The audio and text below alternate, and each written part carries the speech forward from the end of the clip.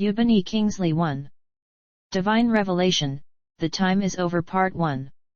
UBANI Kingsley is a young man that dropped off his education in the university to become an evangelist of the gospel of Jesus Christ a few years ago, and still, by God's standards, was disappointing. He was warned in a revelation about the urgency of the end of time, and the need for the real children of God to stand up, or risk losing their precious salvation. This testimony is an excerpt from the book Time is Over by Brother UBANI Kingsley, on whose permission we are reproducing it. He hails from Abia State, Nigeria. He had his second encounter with Jesus Christ and eternity a few years ago, which he published titled, Another Warning. He preaches salvation to the core and he is dedicated to bringing deliverance to God's people. He is the founder of Fountain of Salvation Ministries International. Take time to read this encounter in Brother UBANI's own words with all concentration. Frankly, you will never be the same. Other Heaven and Hell experiences from UBANI Kingsley, End Time Revelation and Another Warning. An angel is sent. A young evangelist met me at Ikoha Shopping Center Aba to book me for a program. He has been interacting with me on a cell phone before we met with each other, and each time he would call me, he would want to know the days I would have a chance to visit his evangelism team and share my experiences in heaven and hell with them.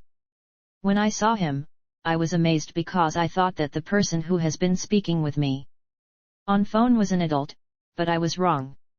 The person wasn't an adult but a teenager.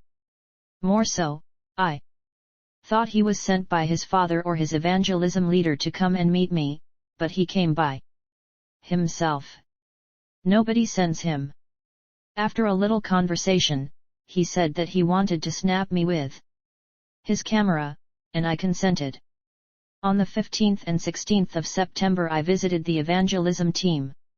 When I came there, the audience were children except for the parents of the young evangelist and the parents that brought their children to that place and whose number was not up to 7. Having seen that my audience were children, I brought down the language low and applied some communication skills according to their level in order to capture their interest, and I did.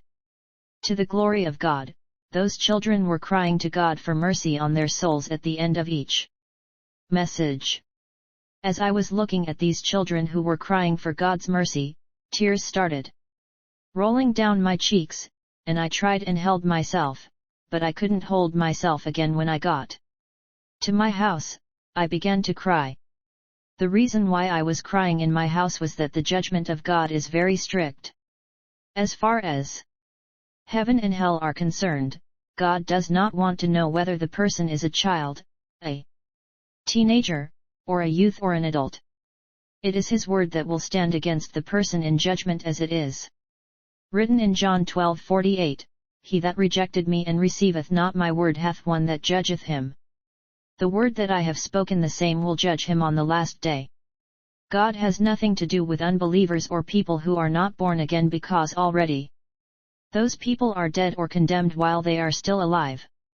He that believeth on him is not condemned, but he that believeth not is condemned already, because he hath not believed in the name of the only begotten Son of God, John 3:18. But we who have accepted Jesus Christ as our only Savior, our judgment will be very strict. The Bible says the time is come that judgment to begin at the house of God, and if it first begins at us, what the end will be of them that obey not the gospel of God. And if the righteous scarcely be saved, where shall the ungodly and the sinner appear? 1 Peter 4:17-18. When I saw those children crying, I remember that even though the Bible has said that their angels are beholding the face of their Father in heaven, yet God will still judge them strictly. Then I asked myself, what will happen to me if I don't pass the standard of God? After asking myself that question, which I know that the answer is that even though I am a preacher of the salvation message, if I don't pass God's standard, He will send me to hellfire. Then I began to cry for mercy upon my soul, because it is better for me to cry now that I am alive than to cry in hellfire because God will not listen to me. Instead his anger will burn more on me. Child of God, I cried for mercy for a long time, but there was no answer that could give me relief. Then I started asking God questions. Understand that as a child of God, you have the right to ask God questions because He is your Father. You are not a bastard as far as you are born again genuinely, but you must be very polite and respectful in your question to God. You must not be harsh in your language to Him. I was asking God whether He will abandon me at last to suffer in hellfire. Please understand me. I didn't ask God such a question only because I saw the children crying and I remembered how God carries His judgment out, but because I was having a feeling that something was wrong in the supernatural. The September 16, 2012 was the second and last day I visited the evangelism team. When I finished sharing my experience in heaven and hell, I went back to my house. I could not sleep. I was restless. I knew that if I miss heaven after preaching the gospel in this world, Satan and those muscular ugly beings in hellfire will torment me greatly. As a result of that, I started crying again and asking Jesus whether He will leave me behind when He takes away His people. As I was doing that, an angel appeared to me physically. Please, I would like you to understand that the reason I said physically is that I was not sleeping, but I was awake. When the angel appeared, my room became very bright. The angel was wearing sparkling white clothes, and he had wings. For clarity, that night there was no electric light in the house. The Power Holding Company of Nigeria, PHCN, interrupted it, and the light went off. And what I used to illuminate my room in such a situation was torchlight. I switched off the torchlight at that very moment because the battery was not strong, it was weak. In addition to that, there was a very bright light around the angel, but there was darkness around me. It was as if I was in spiritual darkness, and he was in the spiritual light, and it seemed there was a separation between us. Then the angel called me Kingsley and I looked at him, and he said to me, "Your master, Jesus Christ, asked me to pass a message to you." When I looked at the angel, I asked him what the message was all about, and he said to me, "Your Master asked me to tell you that you are trying, but he expects you to put more efforts so that more people can be saved before his arrival." Then I told the angel that I have heard him, but that message is not the issue at hand. The issue was whether Jesus Christ would leave me behind to suffer in hellfire when he comes to take away his people. When I said that, the angel said to me, "Kingsley, I am a messenger, and I don't have an answer to your question. I only came to deliver the message I was asked to deliver to you." Having heard the angel, I was grieved. I needed to know whether Jesus Christ would leave me to suffer in hellfire after all my efforts to make him happy, because on 13th day of May 2012, when he opened the book of life and showed on the screen the names of people who were obediently and faithfully waiting for the coming of Jesus Christ, and their pictures, my name and my picture were not among them. And when he opened my file of work, nothing was written in it. Then he was very angry at me, so I wanted to know how he will treat me on the last day, and that was the reason why I was crying. As a result of the angel's inability to give me an answer to my question, I asked him about my master, Jesus Christ, and he told me that he was in heaven, and I was more grieved. Then I said to the angel, "I now understand the reason why I was having the feeling that something was wrong in the supernatural," and he asked me what was it that I understood, and I told him that it was because my master has abandoned me, and that was the reason why he sent him, the angel, to me. If it were not so, he wouldn't have sent the angel to me. Then the angel said to me, "Kingsley, you are wrong," and I told him that I am not wrong but right.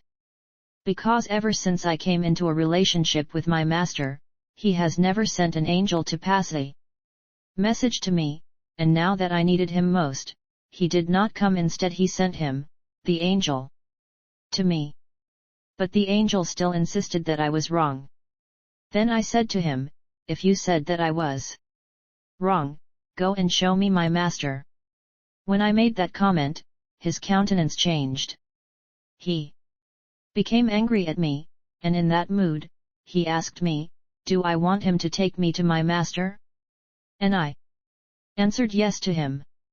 I didn't want to know whether he was angry at me or not, all I wanted was to see my master, Jesus Christ. Then the angel said to me, Kingsley, since you insisted that you want to see your master, you will certainly see him now. When the angel said that, he came closer to me and touched me, and I collapsed. I became like a dead person on the bed when my spirit came out of my body. When that happened, the angel held me on my right wrist. He said to me, now, let's go and see your master, and we left my room to heaven. The invisible line. When we left my house, we started walking up to heaven. But at a point, I saw an endless queue of people who were moving toward the gate of heaven. When we came closer to them, I started looking at them.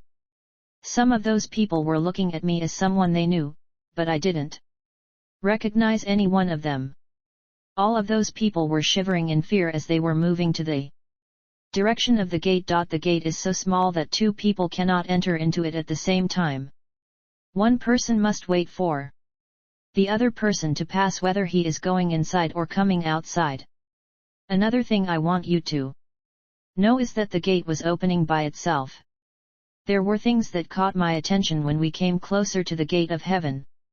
The things that caught my attention were two invisible bold lines which were red and black in color, and either of these lines was appearing on the ground, and either of the lines was appearing when each of those people in the queue crossed the points where the lines were positioned. However, from my observation, the position of the lines could be about 5 feet or 60 inches. From the gate of heaven, the width could be about 1 foot or 12 inches, and that line is the line of judgment that was separating the people who were not born again from the ones who were born again. Another thing that caught my attention was this: if the person who crossed the line was born again, the line would appear red in color, which was an indication that the person has accepted Jesus Christ into his or her life.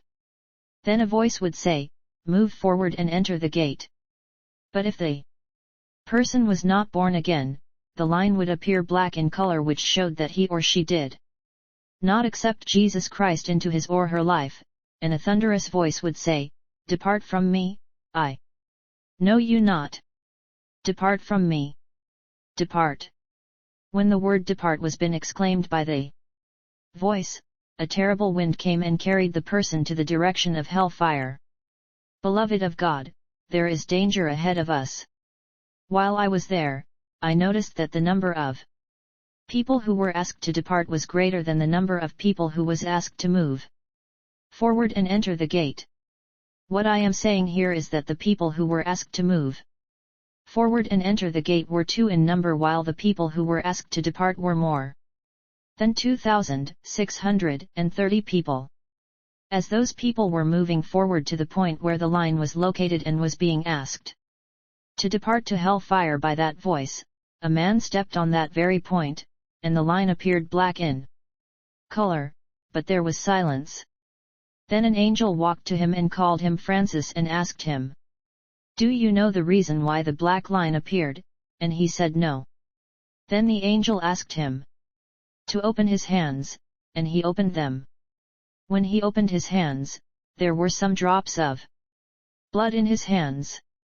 Moreover, the angel asked him, do you know the reason why there are drops of blood in your hands? And he said, no. Then the angel told him that the reason is that the souls he was supposed to have saved were dead, and each drop of blood represented a soul that was lost to hellfire. Your work was important to you than the souls that were perishing.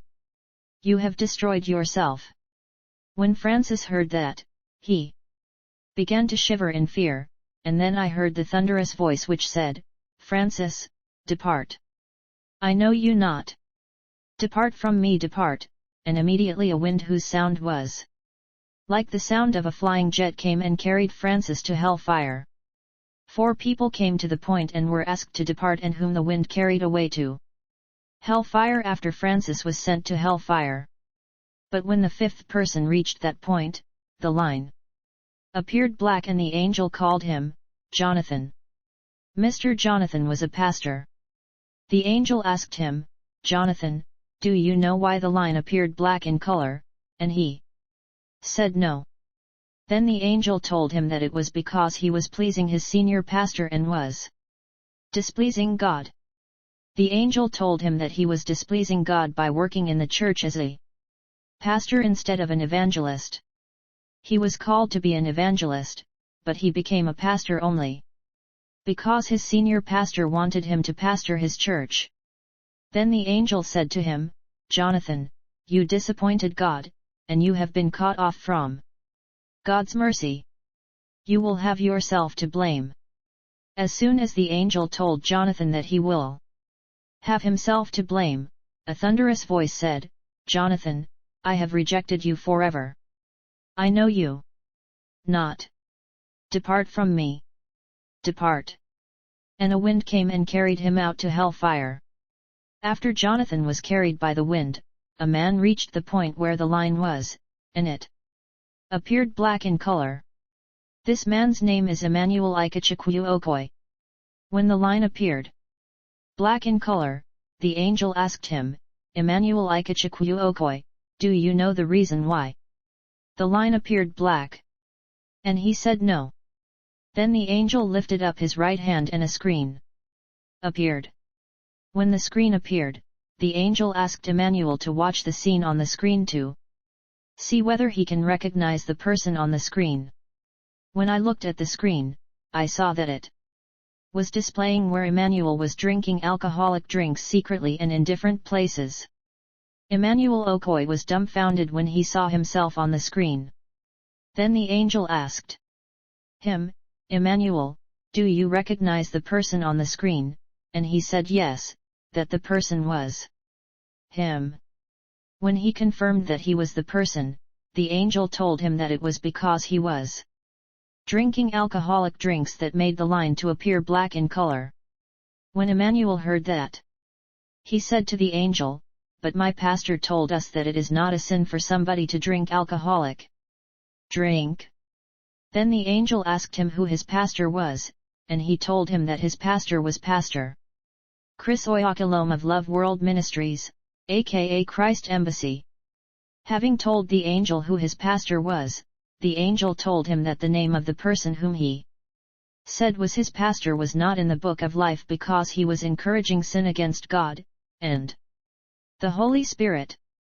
He has never brought a single soul to heaven ever since he became a minister, but he has been sending many people to hellfire. Then Emmanuel asked the angel to forgive him, but the angel replied to him that he has no power to forgive anyone, he is only a messenger. The only person that has the power to forgive him is Jesus Christ, and moreover, there is no sacrificial price he, Emmanuel, paid when he was in the world that would have attracted a second chance for him. Therefore he must go to where he belongs. When the angel had said that, a thunderous voice said, "Emmanuel, you have no part in me, depart." And immediately a wind came and carried him to hellfire. A woman reached the invisible line, and it appeared black. When the black line appeared, the angel asked her whether she knew the reason why the line turned black, and she said no. Then the angel told her that she didn't complete her restitution by giving back the item she collected from her neighbor, and the woman told the angel that she was her neighbor and they share things in common. But the angel asked her, "Did you return her belongings to her?" And she said no. Then a voice said to her, "Depart, I know you not," and a wind came and carried her to hellfire. A lady reached the point and the line appeared black. The angel asked her whether she knew the reason why the line appeared black, and she said no. Then the angel said to her, "Look at your blouse," and she responded that she did not see anything wrong with it. Then the angel asked her, "Dorothy Tope, can't you see that your blouse did not cover your breast? You practice whoredom. You exposed your body to the world. You are immoral, and you must go to the place prepared for people like you." When the angel said that, a thunderous voice said, "I know you not, Dorothy Tope. Depart from me. Depart." A man reached the point where the invisible line was, and it appeared black, and the angel asked him, "James Ogbonna, do you know the reason why the line appeared black?" And he said, "No." Then the angel said to him, "The reason is that you were busy doing the networking business. You were advertising and marketing the products of Satan, and you have no time for God. You did not find out from God the things that involved in the business spiritually, you went and started it. Did you know that you belong to Satan?" And James said no. Then the angel asked him to open his hands, and he did, and in his palms were written the figure 666. The angel also asked him to open his tongue, and he did. On his tongue was written the figure 666. When James heard all these things, he was surprised, and as he wanted to say something, a voice said, "James, you are my enemy forever, depart from me into eternal damnation," and instantly, a wind came and carried him to hell fire. A man reached the point in which the invisible line was, and it appeared black in color. The angel asked him whether he knew the reason why the line appeared black in color, and he said no. Then the angel told him that the reason was that he was owing to his in-laws. The man asked the angel how he was owing to his in-laws, and the angel said to him, "Charles, when you went to your in-laws to marry their daughter, you made some payment and presented some items which you were asked to present, but you promised them that later you will bring the remaining money, and which you did not do until you died. You are owing your in-laws, and no one who is owing will enter into the kingdom of heaven. Therefore, you must go to where you belong." As soon as the angel told Charles that he must go to the place where he belongs, a voice said, "Charles, I know you not. Depart from me now," and a wind came and carried him to hell fire.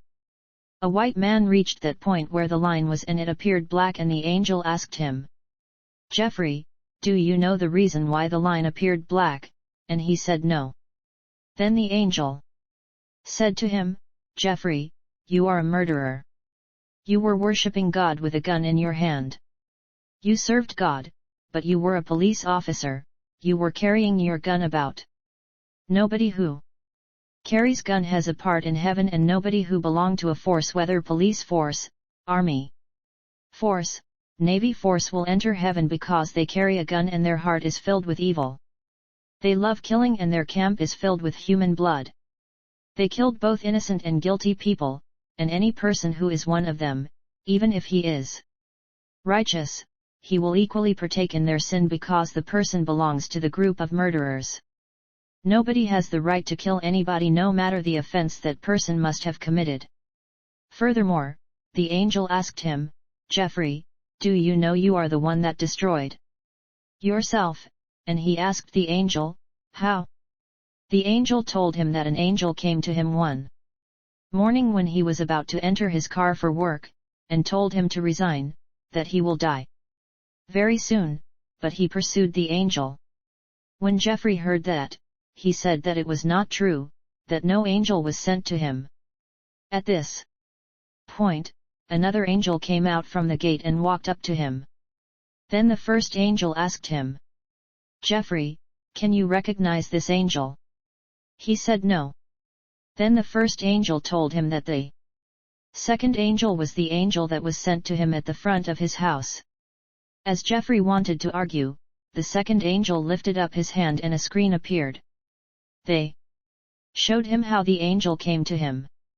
The angel did not appear in the nature of an angel, but he came to Jeffrey like a small boy, and Jeffrey pursued him. 6 months later, Jeffrey was shot dead by armed robbers. When Jeffrey saw that, he began to ask for forgiveness, but a voice said to him, "Depart into eternal damnation." When the voice said that, a wind came and carried him out to hellfire. Then the second angel went back. A young boy reached the point where the invisible line was, and it appeared black.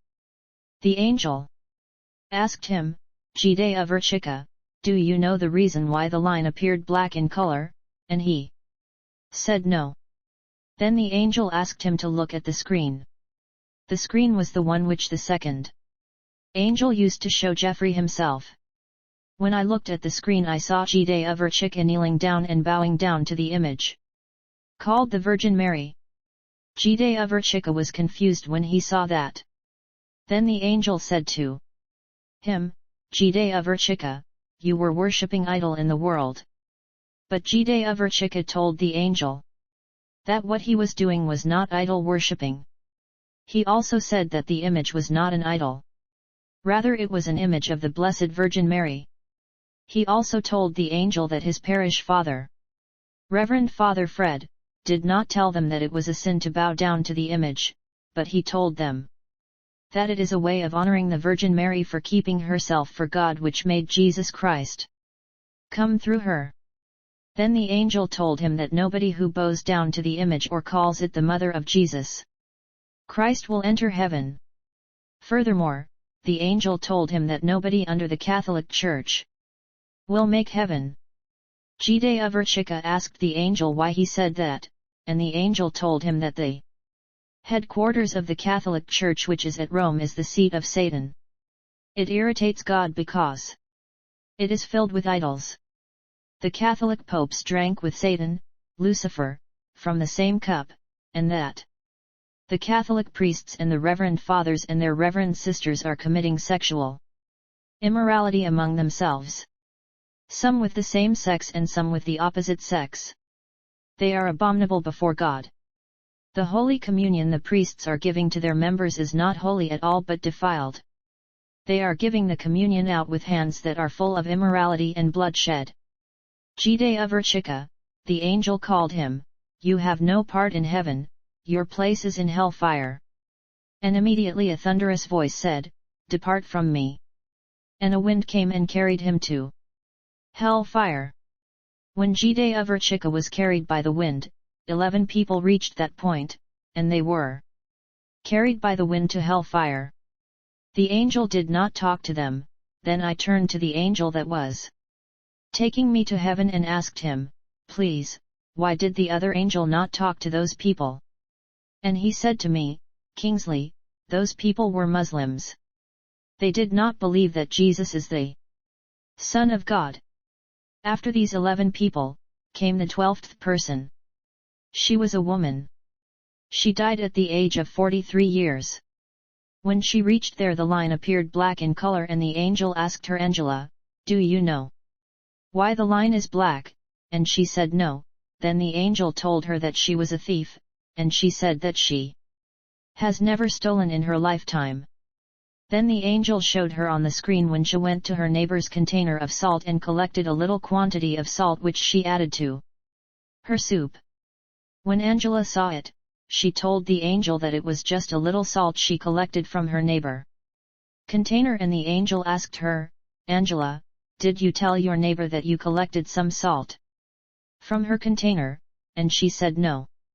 The angel again showed her crown to her on the screen, and she was happy. But the angel told her that she will not be given the crown, instead the crown will be given to somebody else. When Angela heard that, she began to ask for a second chance, but a thunderous voice said to her, "Depart, I know you not." And a wind came and carried her to hellfire. As soon as Angela was taken to hellfire, a white lady came there, and the line appeared black in color, and the angel asked her, "Sandra Johnson, do you know why the line appeared black?" And she said no. Then the angel said to her, "The reason is that you always open your hair any time you are praying, and also whenever you are going to the house of God." No woman is expected to leave her hair open any time she is praying, even whenever she enters the house of God, because it is a dishonor to God, and any woman who does not cover her hair in the house of God or when praying is going to hellfire. Therefore, you are guilty of the offense. As soon as the angel said that, a thunderous voice said to her, Sandra Johnson, depart from me, I know you not. And immediately, a wind came and carried her out to hellfire. The next person that came to that point was wearing a Chelsea Football Club uniform. Then the line appeared black in color, and the angel asked him, Christian orgy, do you know the reason why the line appeared black in color? And he said no. Then the angel said to him, the reason is that you always come to church service late, and you don't spend time studying your Bible, but you were spending time watching movies and football matches. Now look at your clothes, you are putting on the symbol of Satan on your body. On hearing that, Christian Orgy began to look at his clothes. But the angel pointed the logo of Chelsea FC on his jersey and told him that the animal inside the logo is a dragon and it represents Satan. Then the angel said to him, Christian Orgy, you have no part in the kingdom of heaven. You will go to hellfire. Before Christian Orgy would open his mouth to say something, a voice said, I know you not, son of the devil. Depart from me into eternal damnation. However, while I was watching those things that were happening there, the angel said to me, Kingsley, you are wasting my time. It is enough. Let's go and see your master. When said that, I followed him, and we went inside the gate. The angel took me to a street which was totally different from the street Jesus Christ took me the previous times. But I did not say anything or ask him any question, because ever since I insisted that I wanted to see my master, he was angry at me. However, the main reason why I did not ask the angel question was that I was afraid that since he was angry at me, and I was not expected to be there, by that time they might decide to send me to hellfire, just as they did on the 13th day of May 2012. So I held my peace. To be continued in part 2.